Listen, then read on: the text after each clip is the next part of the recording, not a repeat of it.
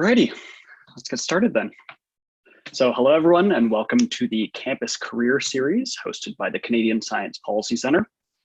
Today's session is focused around the Journal of Science Policy and Governance, which is a nonprofit organization based in the United States that is an internationally recognized open access peer-reviewed publication dedicated to elevating students, postdocs, policy fellows, and young scholars in science, technology, and innovation policy and governance. My name is Peter Serles, and I'll be the moderator for this session. I'm currently a PhD candidate at the University of Toronto in mechanical engineering, as well as an associate editor with the Journal of Science Policy and Governance, and a senior volunteer with the Canadian Science Policy Centre, so I span a bit of both. I'm pleased to be joined by our three excellent panelists today, representing a few different areas of the JSPG network. Adriana Bankston is the CEO and managing publisher of the Journal of Science Policy and Governance. By day, Adriana is a principal legislative analyst at the University of California Office of Federal Government Relations in Washington, D.C.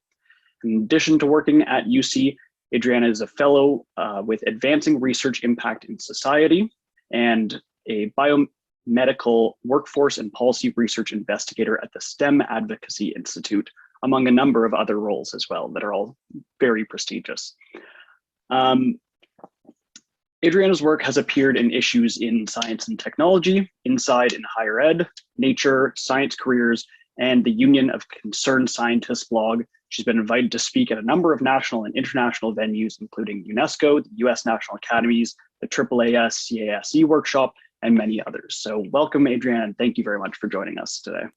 Hi, all. Thanks for having me here. Next, I'll introduce Sumedha Sachar, who is a medical writer by profession and a science policy enthusiast as well. She is a co-chair of the grant writing committee here at CSPC and volunteers with a number of organizations at the interface between science and policy. She's published several policy papers across different platforms, including the JSPG, giving her a unique perspective into the authorship process at JSPG. Sumedha is an advocate for the value of policy engagement in scientific careers and is involved in a number of national and international initiatives which foster student engagement in policymaking. So thank you, Sumedha, for joining us as well. Thank you, Peter. Happy to be here. And finally, I'll introduce Shalin Jyotishi, who is a senior advisor to the Journal of Science Policy and Governance and has previously served as the journal's CEO and executive publisher. By day, Shalin works in Washington, D.C. as a senior analyst on education and labor in New America. He has been recognized as a World Economic Forum Global Shaper and Impact Officer, and his work has appeared in Forbes, the Chronicle of Higher Education, and Industry Week, as well as being an internationally recognized speaker at major venues, including the United Nations, the US National Academies, AAAS, and the World Bank. Thank you very much for joining us. Thanks very much, Peter. Great, so let's kick off the session with a little bit about the JSPG. Adriana, if I can start with you, could you walk us through the purpose and the mission of the journal, including its 10 years now of operation and some of the future directions? And also, can you tell us what's unique about this journal? Sure. So thanks again for the invitation. As you said in the introduction, JSPG is an internationally recognized open access and peer-reviewed research publication. We were established 10 years ago by senior leaders and young scholars in science and technology policy.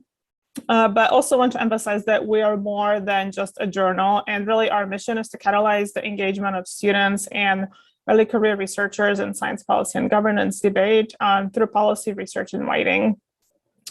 As you probably know, we publish policy papers from students, postdocs, policy fellows, early career researchers, as you described in the introduction. Through the journal, we also bolster their research and writing credentials in science policy and encourage them to engage in policy discourse and debate and contribute to policymaking at all levels of government. So one of the things I've been trying to work on as CEO is to find ways to elevate published work more. We can talk more about this later as well. You also asked about history, sort of future direction. So next month, actually, we celebrate 10 years as an organization. So we have a number of things planned around this, but I want to highlight just a couple of things here. So during these 10 years, we published 20 volumes and it had a number of sponsors, both from the US and international. like the Union of Concerned Scientists, NSPN, AAAS, the Kavli Foundation, and of course CSPC, the UK Science and Innovation Network, UNESCO, and more recently the Lancet and Financial Times Commission on Governing Health Futures, just to name a few of them. We want to continue our international expansion into regions that we have not tapped into yet strategically in terms of submissions and events. I've also been working to recruit staff and editors who are international as well. And there are a few other things on the horizon, not quite ready to share yet, but stay tuned for more in the future. And the last part of your question is what is unique? So I think, there's a number of things to bring up here, but I think what I always emphasize is that we are really unique in that we are focused on early career scholars. It is a scholarly journal as opposed to a magazine type of journal that this question comes up a lot, is what sort of formats we published and what that looks like compared to other journals or magazines. And as I said, again, just to emphasize that we are more than just a journal, which again, I think not all journals do all the kinds of things we do in terms of trainings to help authors prepare submissions. We have a podcast. We try to get the authors to speak on conference panels and also other ways to elevate published work. So I think that's also unique in that we have a lot of things sort of around publications that we do and sort of trainings and other things to really get the ideas out there.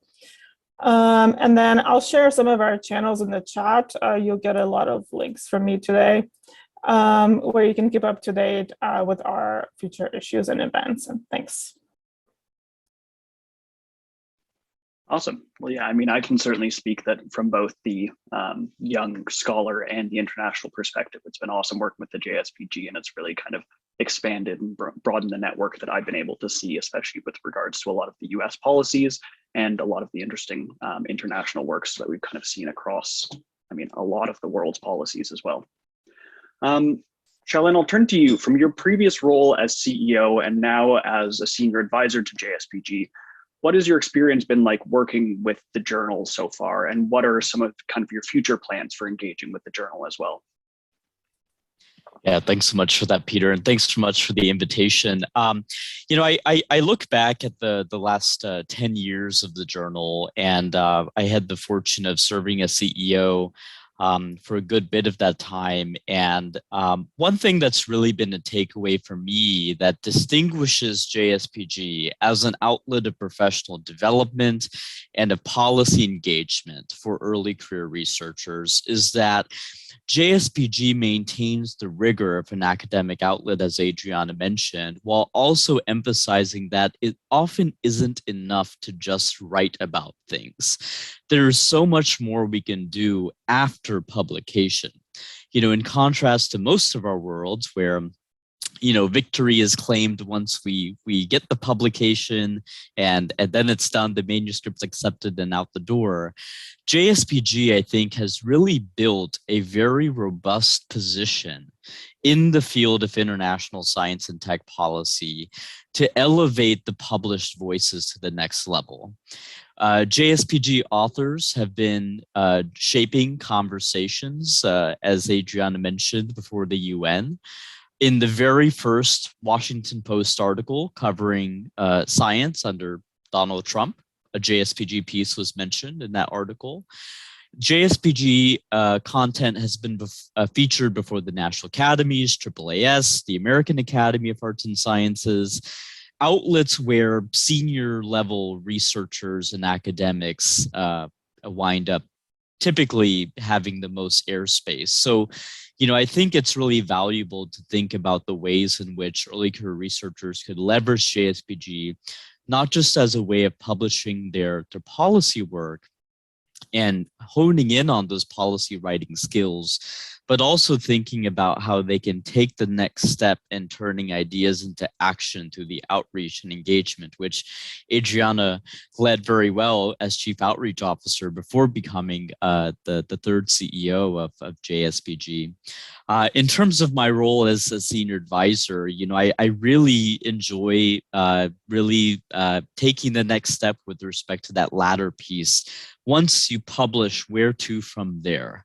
How can we turn these ideas into action? And for me, that really manifests in supporting JSPG in partnership development, including the Financial Times Lancet partnership that Adriana referenced, and continuing to do my part to elevate JSPG as the place to go to find the most credible voices in the early career network worldwide with respect to science and tech policy issues. So I think it's really exciting the way the journal has grown. The work with the Canadian Science Policy Center, and I see Mehrdad Hariri in the audience here, has been absolutely instrumental in this work. Canadian Science Policy Center was one of our first partners of JSPG to sponsor a general issue now several years back. And the work that we've done with Canada specifically in the science and tech policy domain has been really helpful in helping JSPG really grow from being a US-centric organization to an international one that has now forged partnerships with the government of the United Kingdom, the UNESCO, the UN Major Group for Children and Youth, and a number of other international outlets in Canada and around the world. So that's a little bit about sort of reflecting on my experience as CEO, a little bit on senior advisor, and what I really think is the value proposition of JSPG that really makes it a great priority for engagement. No doubt, everyone in the audience is extremely busy with many ways to spend their time.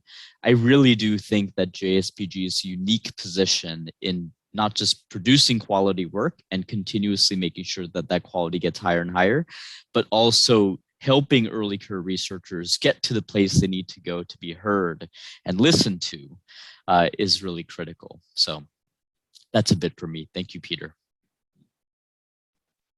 Excellent. Yeah. I mean, it's a very unique thing, especially in this, most of us coming from academic backgrounds that are involved with the journal or publishing with it. And it's true that in many cases you draw the finish line with acceptance and that's it. But it's the promotion, it's the engagement afterwards, the action that comes from these policy pieces that really drive things forward. And that's something that JSPG has certainly made a focus and has really brought in, as Adriana was mentioned, with podcasts, with things like that, to really get the authors out and discussing their work, to be able to give it, that much more of a reach that isn't really possible with a lot of these like purely academic journals that really don't focus on that. So that's something that's, I think, really fantastic about it. And I think that transitions nicely, and I'd like to invite Sumedha, if you can tell us a little bit about what your role and what your kind of experience is like as an author with the journal.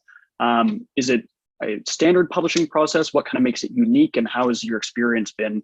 Like what has made it very meritorious to publish in JSPG, and tell us a bit about that process. Yeah, sure. So a little backstory here. So I have a PhD in nanomaterials, and I was doing my postdoc when I came across CSPC back in late 2019.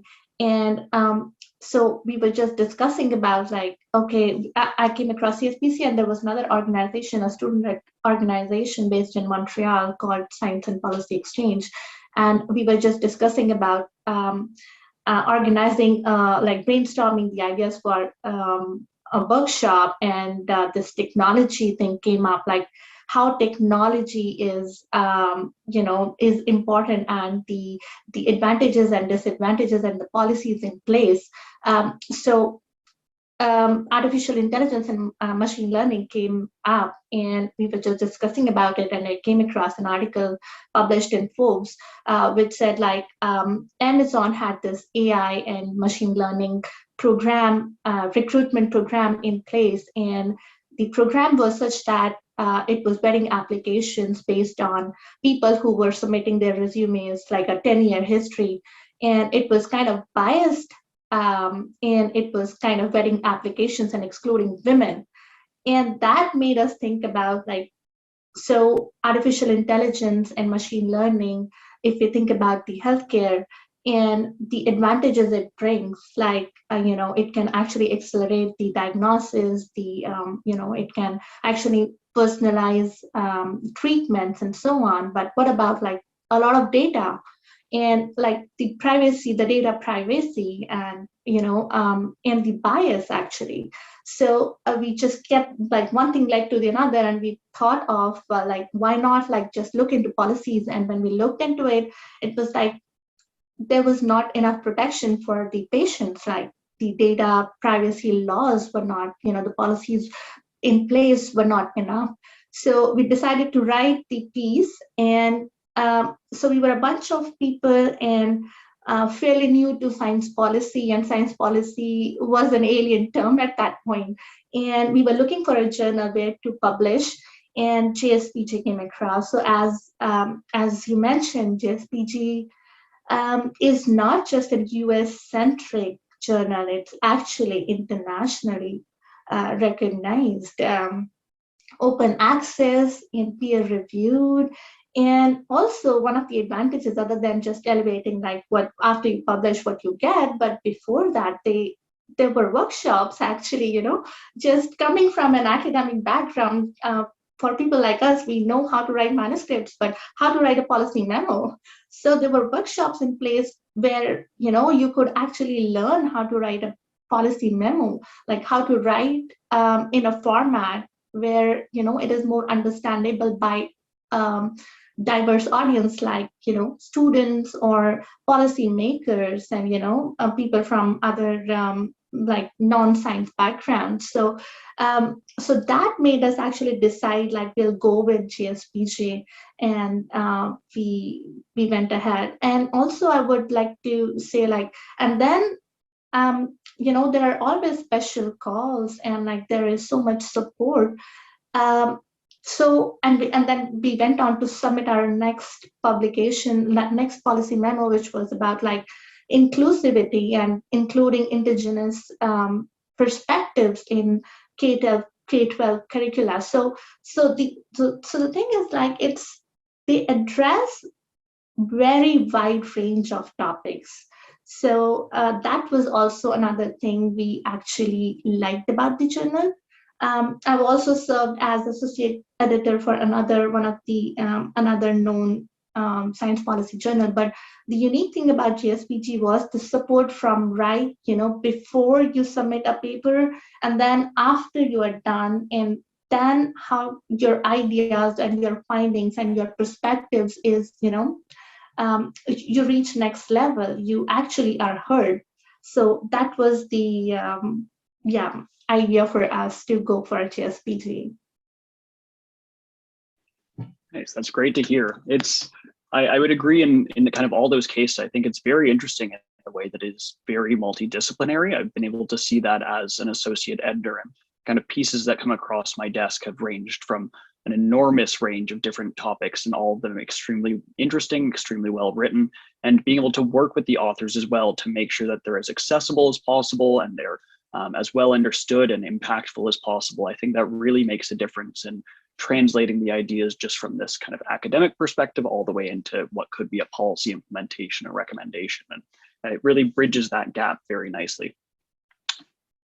So I'll turn our attention a little bit towards kind of the opportunities afforded by JSPG. Since it is aimed at developing younger scholars and early career professionals, that's certainly an area that ends up coming up fairly often. So Adriana, if I can ask, what does JSPG really focus when it comes to publishing? What does it offer for the authors? What are some of the main takeaways? And then what are some of the supports that JSPG then provides for these early career researchers and young professionals? Yeah, so let me start with the different types of issues. So we discussed this before, but standards and special issues, deadlines all throughout the year, with standards being May and November. And we talked about, and this I think is another attractive aspect, that we have a number of different types of formats that, as you said, Sumedha memos are pretty popular, but we do have other kinds of formats that people are interested in. And also promotions, like I said before, really trying to get visibility for authors through our events and newsletter and other opportunities. The podcast itself was developed a couple of years ago and will be sort of revamped, hopefully, which is another thing that authors appreciate, being able to speak on their publications there. We've organized a number of speaking opportunities and panels. So I put the link in the chat to this policy and action page that is sort of developing to highlight some places where they've spoken. A lot of these come from our partners, where we've had, for example, the SACNAS conference and other opportunities that partners on our issues have organized for them, or we've done it together. So conferences are definitely something we continue to look at.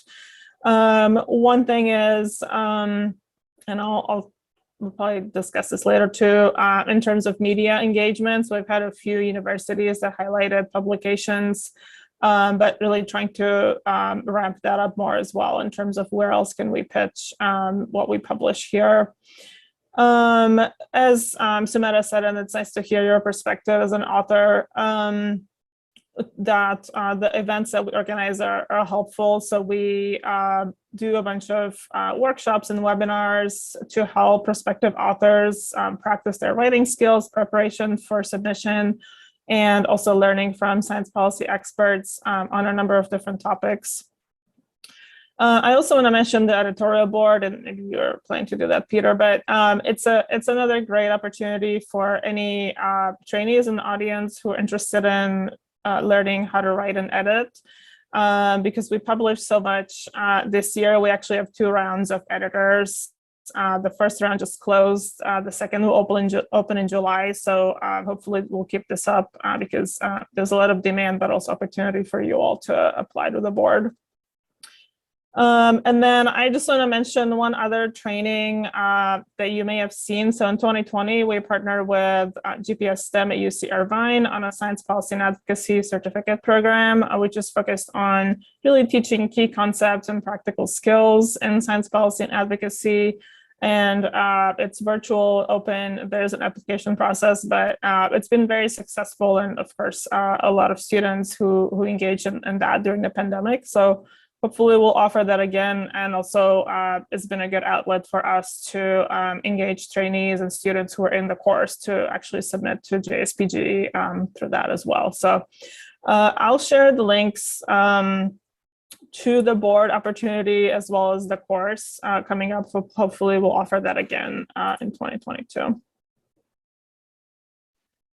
Fantastic. And I think I'll take this as kind of an opportunity to talk a little bit more about the board as well from my personal experience. That I think this is now my 2nd year as an associate editor with JSPG. And across that time, I think I've covered maybe 5 different issues, and typically we'll cover 2 articles per issue as a primary editor and a secondary editor, and kind of corresponding with the authors directly.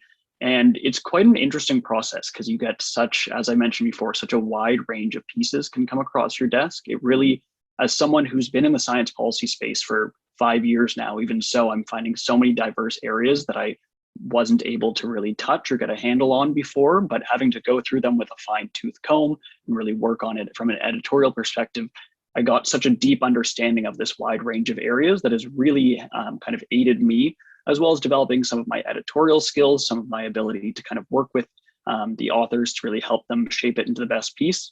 And it's always a very rewarding process to see how things shape, and you can kind of get this final version that's a very clear, concise kind of policy recommendations at the end, going all the way from the issue to the final kind of implementation process. And all of the formats, while they might vary in kind of their length and some of their individual key components, really focus on this solution-oriented approach. And that's something that I really appreciate about it, is it's not just laying out all the issues, but then looking into how they can actually be addressed, how they can actually be implemented. And that's something that I think adds a lot of value as well. And it really does make this an excellent place to publish. So from an editorial board perspective, it's been a really fun, engaging place to be. It's been a very interesting one just to get kind of all these different areas that I'm open to, and would definitely recommend applying for to anyone that is interested in this general area. So I'll turn then, and Sumedha, what would you say is kind of your the value of publishing with JSPG? Did your publication lead to anything beyond your field? How did it kind of open up and really start out from there? So I would say, like, as an author, the publication process was actually very smooth. It's an accelerated process, and after you submit, it's like the turnaround time is about like 3 to 4 months. What I got as, you know, after being published, the value added is, like, I think I've grown more as an editor and writer. And also, like, it was a step into the field of policy. And before I started, like, in science policy, I was quite new, but after publishing, it was like a window I could deepen my knowledge into, you know, one of, like, pressing issues in science policy and understand science policy and policy for science. So definitely has helped me with my, you know, career. Like, I'm still transitioning, but it has helped me a lot. Also, I just want to add one point here that with the JSPG, I think it's just not a public, like, it's just not I would say it's more than just a publication. Like, it's a platform where, you know, you have professional development for all, like, for students, for ECRs. Like, for me, for publishing, I have published as a postdoc and I've published as an ECR. So, you know, you can publish as a junior person starting out in science policy, and as a senior person like an ECR or a career science policy analyst. So it's actually a platform for professional development through their workshops and through different outreach and engagement activities. So it's a lot for authors, actually, you know, the opportunities that the journal has for us. Yeah.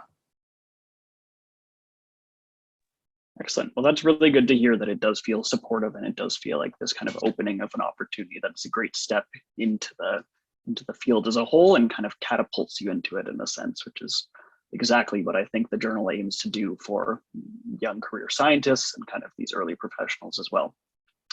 Shalin, I'd like to turn, you made a mention before about the partnership between JSPG and CSPC, and I think that's a very interesting and unique one in that it crosses this this North American border, and it brings together two organizations that are certainly very focused in this developmental area, but through slightly different means, and I think works very closely together. And I know that, as you had mentioned, CSPC did sponsor an issue of JSPG previously. So can you speak a little bit about the intersection between these two organizations and the kind of value add that's coming from working together? Yeah, absolutely. And before I do that, Peter, I'll just echo Sumedha's comments. We actually made a transition in the journal at some point. This must have been maybe 4 or 5 years into the journal's establishment, from just focusing on students and postdocs to also including the early career emergent professional audience, because we were hearing from those individuals that they wanted to publish too. They may be working in science policy, but they had ideas that their day jobs wouldn't let them share with the world, and they needed the space to share them. So, Sumedha, it's so great to hear that, you know, that that evolution has been helpful. So as far as the partnership with the Canadian Science Policy Center, I really think it was just fantastic. And again, a big kudos and thanks to Mirdad Hariri, who serves on our governing board as well and has been a long champion of the journal for a long time. You know, I think the similarities between the science policy ecosystem in the US and Canada are pretty striking.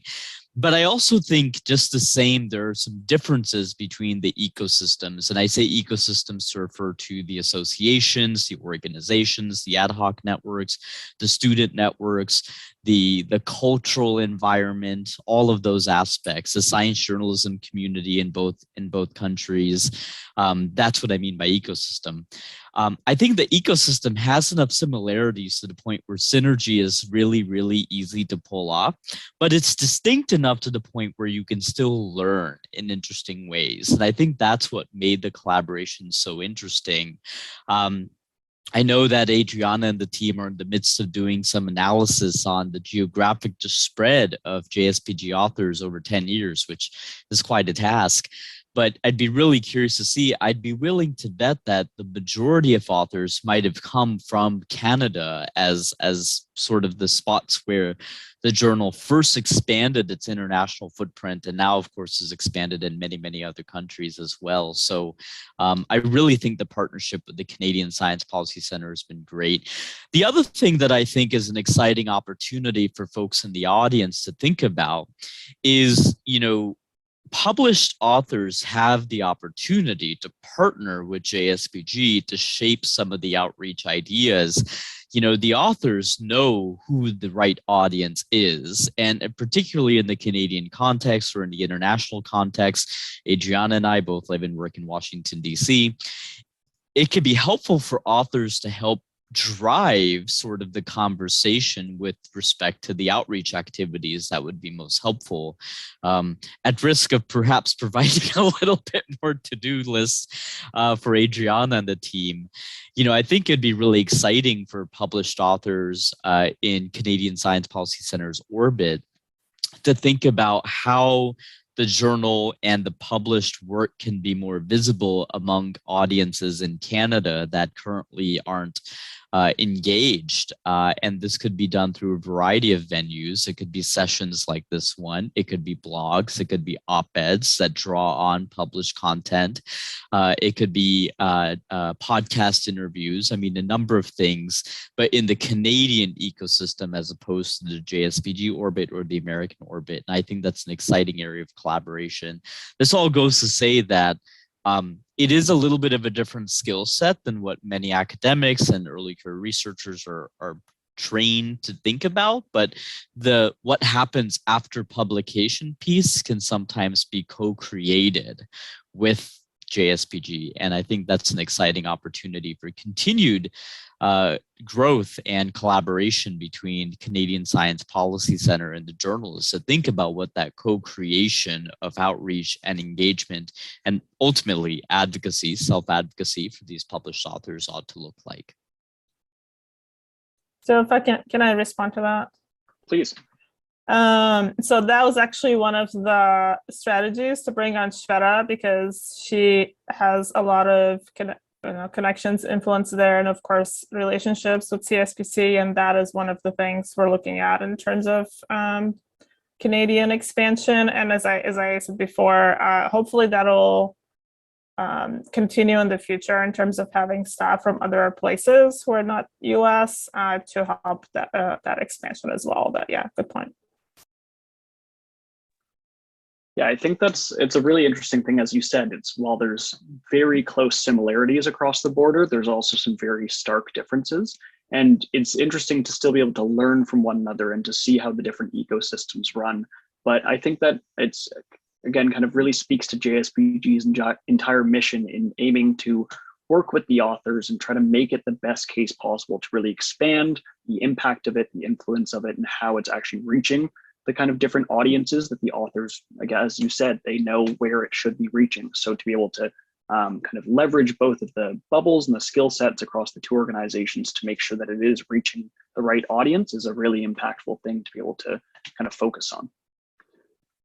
So with that, I'd like to invite our attendees. I've got a kind of last round of questions to give for the panelists, but please post any questions you might have, anything that's come up in the Q&A function, and we'll get to your questions in a little bit as well. Please feel free to post, and happy to ask those next. So with this last round, feel free, any of you, to respond as you see fit if there's anything you want to kind of build off each other's discussions. But in this entire scope and kind of idea of enhancing the prevalence of our early career researchers and students in our science policy, why do you think as kind of an overall question, why do you think young people need to be involved in science policy? What kind of value do they really bring in getting involved with it early on?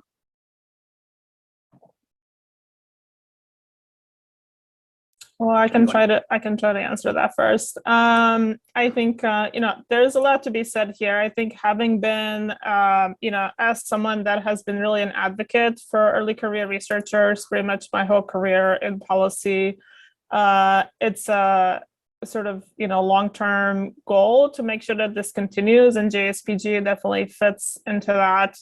I've seen a lot of need for new voices, and really you all are the future, so we want to hear from you and what your ideas are and driving the future of the field. There's a lot to say here, but just as CEO, I will say that it's been very rewarding to see this really not just being published, but really to think through how we can get these ideas out there more, as Sumedha discuss as well. So I think there's a lot to be done here, but also proud of what we've done so far, and hopefully continue to engage more trainees in policy in the future.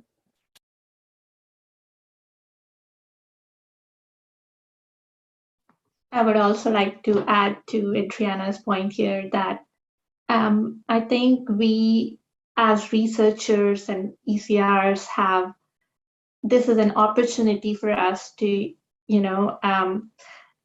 add our perspectives. It's like an opportunity to help shape science policy and bring fresh perspectives and to present objective findings here.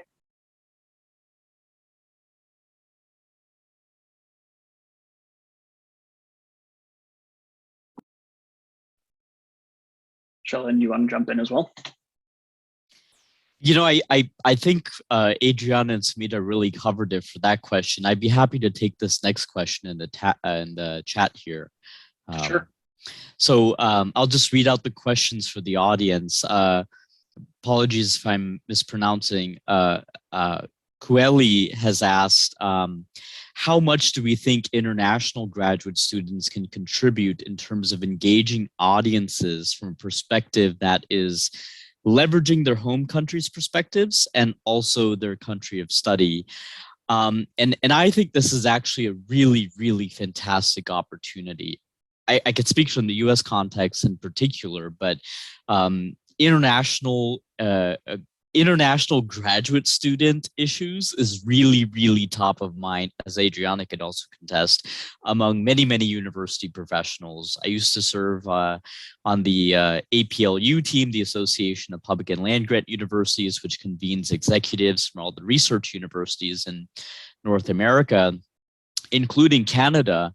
And this topic is just so challenging for many, many university leaders, vice presidents, vice chancellors for research. I think a topic that really elevates the graduate student perspective on what it means to be an international graduate student could be really valuable and salient, not just in terms of the contemporary issues facing science and tech policy in the US and in Canada, but also from a media perspective. I really think there's an appetite to really understand what the on-the-ground perspective looks like from students. So I think that would be really exciting in terms of a paper topic. The other thing that I'd share along those lines is it's also an exciting opportunity for maybe collaboration. You could see a possibility in which a couple of graduate students, maybe with a couple of different home countries, would work together to do a little bit of a comparative analysis with respect to policy barriers or opportunities, or even just lived experiences. And I know as scientists and engineers, sometimes those lived experiences can take a little bit of a backseat to the data, but they're just as valuable for storytelling. And in fact, usually more compelling when push comes to shove in persuading and having influence on policy. And I'll just add one thing: if you're interested in graduate student policy issues, either at a number of levels, just to share our recent issue on STEM education and workforce development. This may give you some insights and thoughts about something you can write on this topic as well. Yeah, I think that's very well said. I mean, I'll anecdotally add in that in all of my working with university administrators, with kind of policy experts, it's those lived experiences and those kind of shared experiences that are unique to an international experience, to someone from a certain country who might be facing a certain policy barrier that doesn't necessarily translate to how the administration sees it or how the actual policymakers can see it. So being able to share those experiences with a very close lived example really adds a lot of value to that and really can bring it forward and bring it into the spotlight. I like this question in the chat. I'm going to offer up as well, that there's certainly a barrier between how your research can be carried out and how kind of your area of niche, you have your expertise, but it's very much a challenge, especially for ECRs, to really translate that into a policy format paper or into policy recommendations. What's kind of, do you have any tips for how to approach that translation? How do you go about that?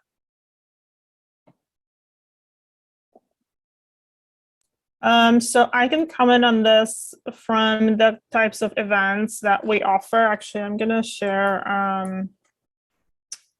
our next two calls as well.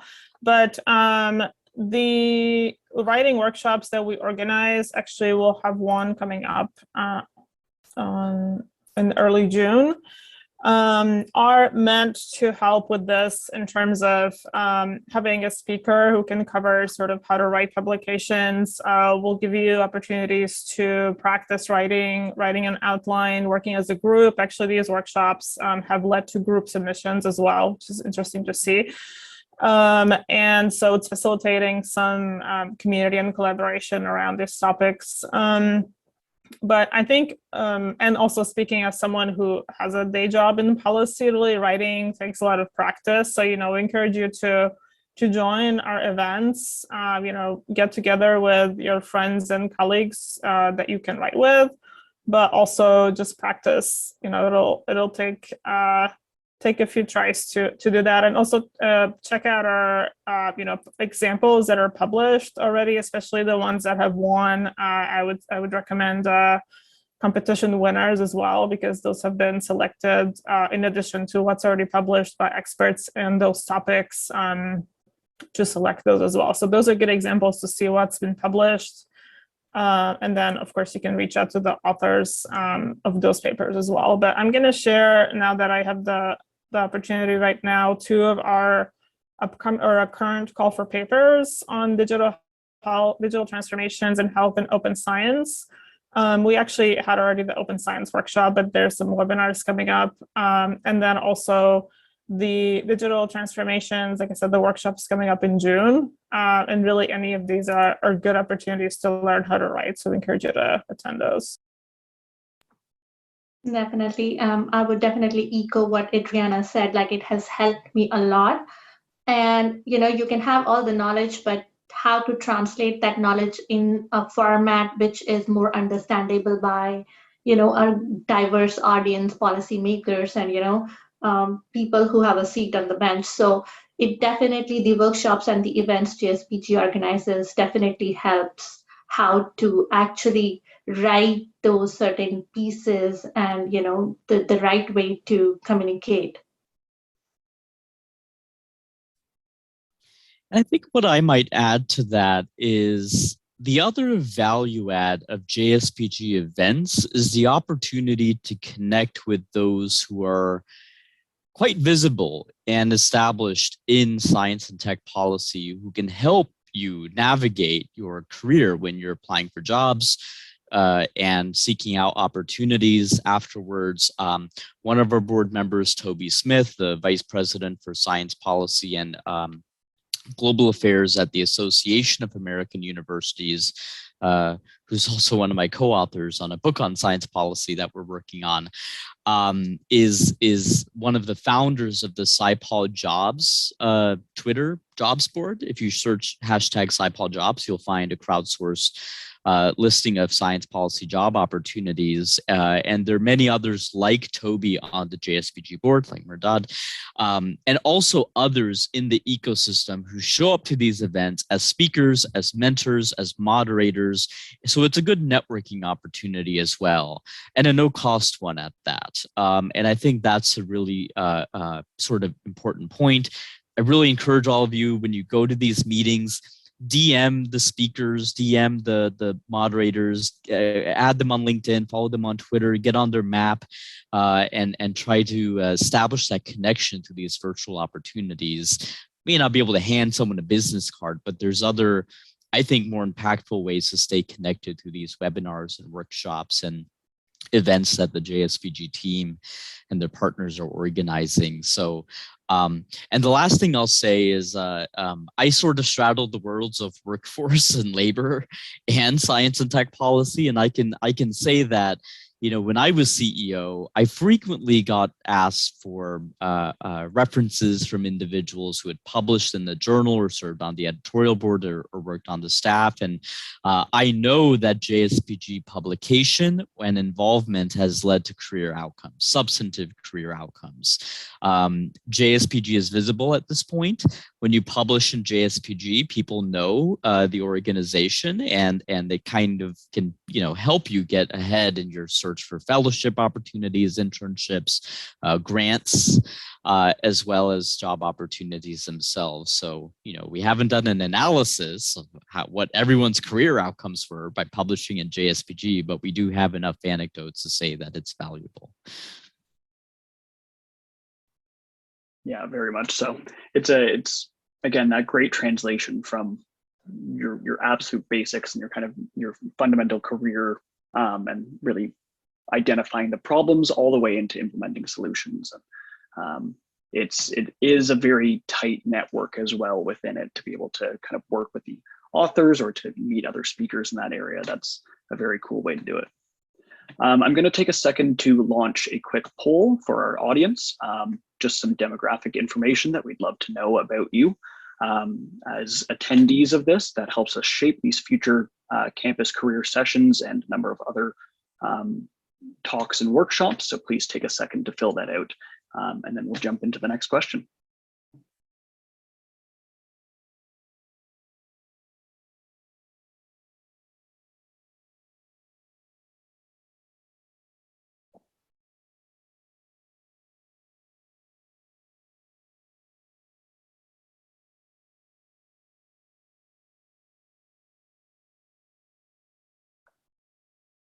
All right, so it looks like most of them are flooding in.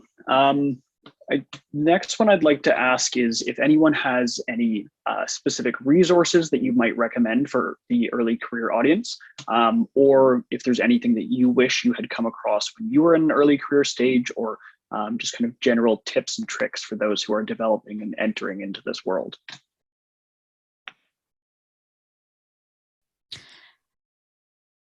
Go ahead, Adriana. Okay, I'm happy to start off. One piece of advice that I have for folks in the audience: if you're looking to make a transition and to find a job in science and technology policy or any of the derivative fields, go on Indeed and LinkedIn and hashtag SciPol Jobs and all of these other places where you can find actual job postings and look for the skills and qualifications that those jobs that you want, those real jobs that you could have, are looking for, and orientate your activities and your professional development against those. Our field of science and tech policy is ambiguous, which leaves a lot of room for entrepreneurialism and creativity and lots of pathways to jobs. The folks on this panel have all had very different career pathways into this space. But it also leads to some unclarity, right?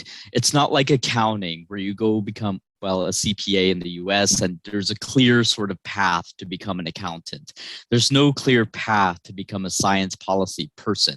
There's not even clarity on what job titles constitute a science policy person.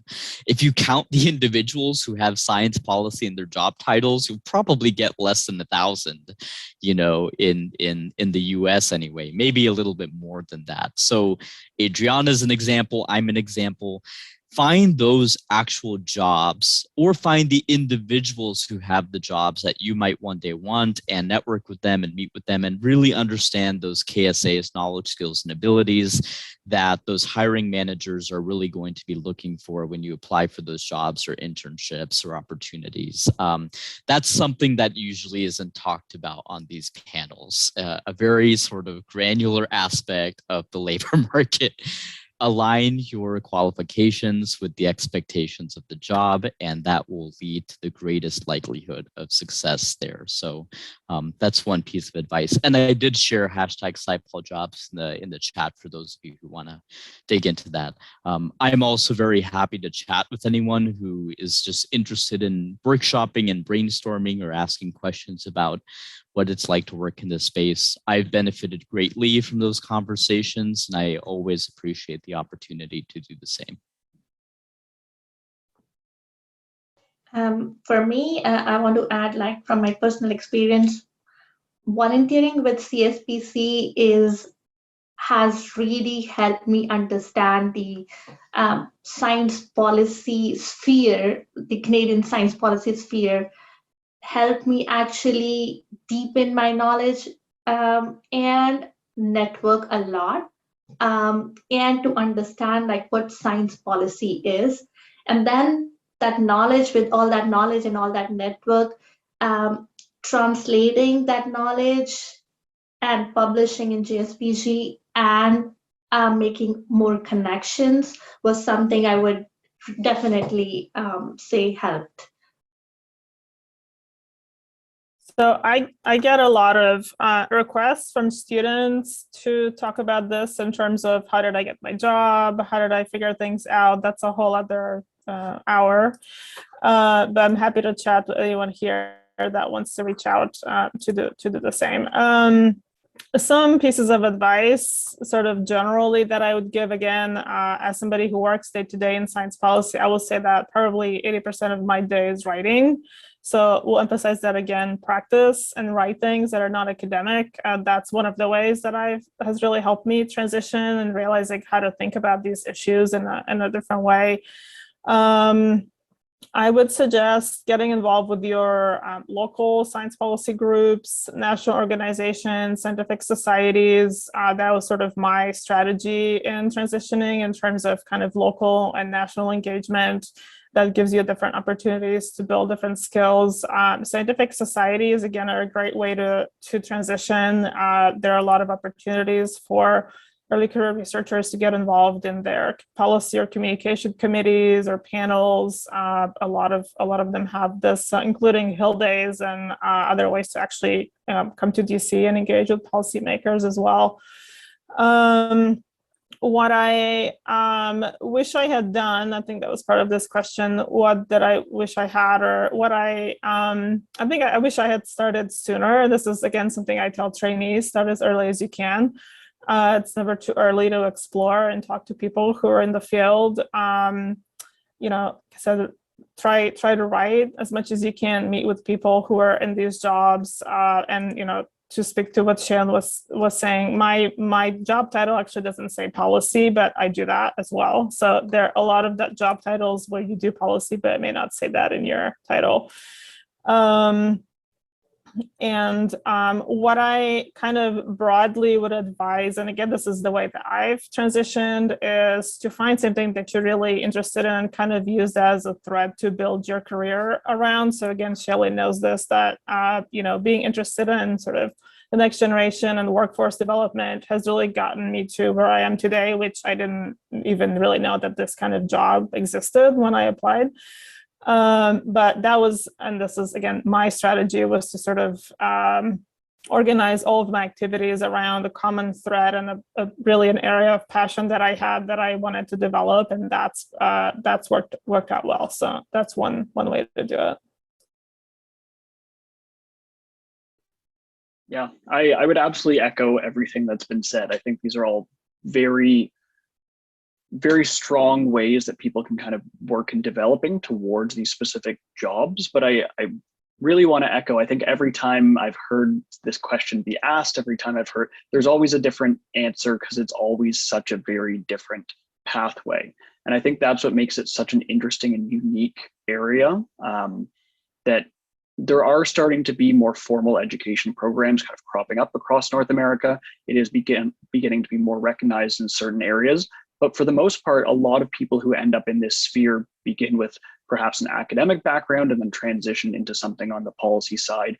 And that transition is a really gray area. So being able to network, being able to meet people, being able to practice your writing skills and kind of ask this question to as many people as you can, because you're going to get 1,000 different answers. And if you can learn a little bit about how everyone kind of approaches it, then that can give you the right skills to get in that direction. But for me, I would just say that volunteering has been the best thing that I could do. It really opened me up to this space, and that's been both at CSPC and JSPG, also at the Toronto Science Policy Network, which is my local chapter.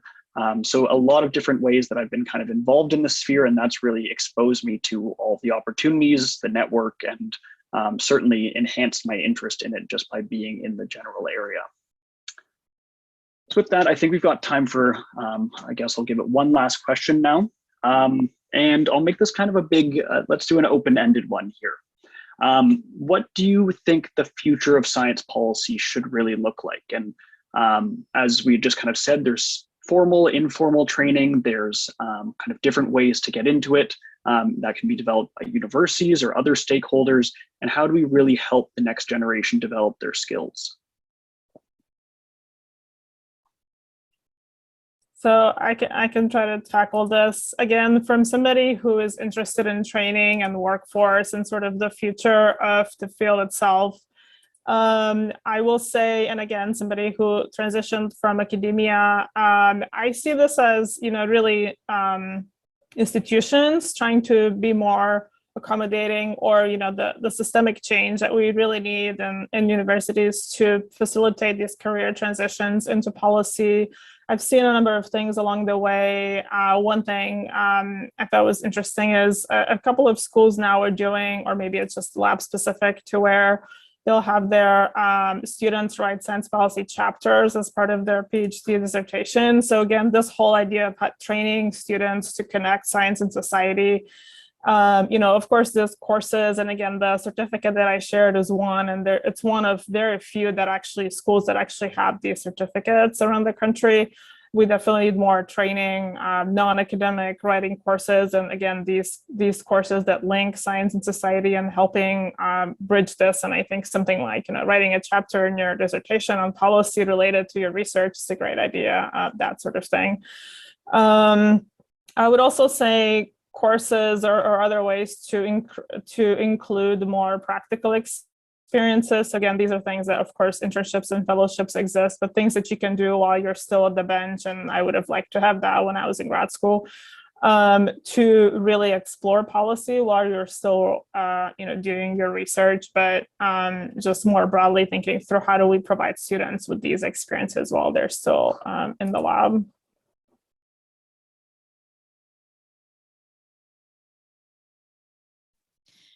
Yeah, I guess from my perspective, I think in terms of the future of science policy, what seems to be shifting, at least in the US, but also in other countries, is a little bit more scrutiny in terms of how to ensure that the fruits of R&D investments and investments in science and technology are shared more fairly across society, that there's more clarity and less ambiguity on the societal and economic outcomes of science and tech and R&D. And I think the more that early career researchers can help push that, the more sort of topical saliency your work will have. Sumedha mentioned AI. We have all probably read some articles about racial bias in AI, gender bias in AI, so many issues with AI and technology governance. As technology development becomes more top of mind among policymakers, there's going to be more opportunities to think about how we can maximize the benefits and value of science and technology while minimizing the risks. And sometimes we've just focused on that benefits piece in our policy messages around the incredible investments of science and R&D and what it's done for humanity and society, without paying attention to the challenges that have come across with that development and that advancement. So that's sort of my crystal ball gazing in terms of the future that I think would be very interesting if some authors could think about as a frame for their writing. From my perspective, I would say like Adriana and Shalin has covered everything. And definitely there is a need for more structured courses and workshops for people in academia to transition to science policy. And I would say like JSPG is doing a great job. And I would like to see like at the university levels and, just there's a need to have more focused and specialized courses which can help researchers. Yeah, definitely.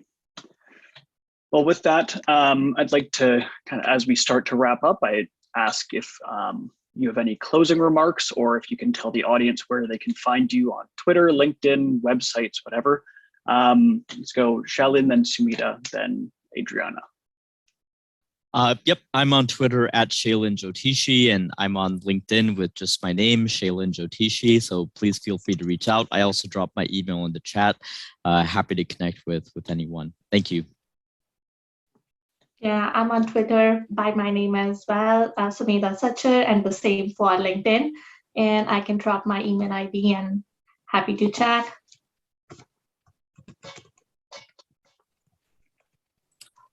Same here. I'm just gonna share my website right now, but all of my contact information is on there. Again, LinkedIn and Twitter, also by my name. Perfect. And you can find the JSPG at SciPol Journal, and CSPC at Science Policy. Similarly, sciencepolicyjournal.org for JSPG and sciencepolicy.ca for CSPC. So with that, thank you very much, everyone, for coming. I'm going to give out a last poll of any feedback to, again, help us shape this kind of session going forward, so we can see what everyone is interested in and make sure we can turn it towards some of the main focuses that we'd like to see. There was a link posted as well about CSPC's upcoming virtual sessions and to watch past sessions. This is recorded, so you can go back and check anything that you'd like to. But with that, I'd like to say thank you very much, everyone, for coming. It's been great to host this, and thank you very much to our panelists for taking the time today to talk to us about this.